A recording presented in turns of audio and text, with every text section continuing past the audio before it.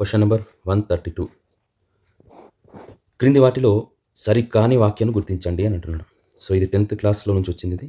10th class కెమిస్ట్రీకి సంబంధించిన bit ఇది. మూలకాల ఆధునిక ఆవర్తన పట్టిక, మూలకాల వర్గీకరణ ఆవర్తన పట్టిక నుంచి ఈ బిట్ కవర్ చేయడం జరిగింది. సో, మనకి ఈ బిట్‌ని మనం అటెంప్ట్ చేయాలంటే ముందుగా మనకు ఆవర్తన పట్టిక మీద ఒక ఐడియా ఉండాలి. సో, లాంతనైడ్లు అంటే ఏంటి? లాంతనం నుంచి లుటీషియం వరకు ఉంటాయి. యెస్, ఇది కరెక్టే. ఎందుకంటే ఇక్కడ మనకు లాంతనం నుంచి లుటీషియం వరకు ఉండేటియన్నీ కూడా ఏంటి? లాంతనైడ్లు అని అంటాం. నెక్స్ట్ యాక్టినైడ్లు యాక్టీనియం నుంచి లారెన్షియం వరకు. సో, యాక్టీనియం నుండి లారెన్షియం వరకు ఉంటాయి. ఇవి యాక్టినైడ్లు అని అంటాం. నెక్స్ట్ ఆవర్తన పట్టికలో మూడవ గ్రూపు కార్బన్‌తో ప్రారంభమై సీసంతో ముగుస్తుంది. సో, ఇది రాంగ్. ఎందుకంటే మూడవ గ్రూప్ ఏంటి? బోరాన్ కుటుంబం.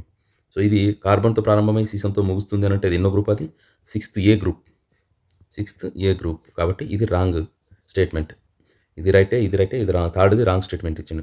ఆవర్తన పట్టికలో 4వ పీరియడ్ పొటాషియంతో ప్రారంభమై క్రిప్టాన్‌తో ముగుస్తుంది. ఒకసారి చూడండి 4వ period. First period, second period, third period, fourth period. Fourth period పొటాషియంతో ప్రారంభమై ఎక్కడి వరకు ముగుస్తుంది అని అంటున్నాడు? క్రిప్టాన్‌తో ముగుస్తుంది. యెస్, పొటాషియంతో ప్రారంభమై క్రిప్టాన్‌తో ముగుస్తుంది. ఇది పీరియడ్. సో, ఫోర్త్ ఆప్షన్ కూడా రైటే.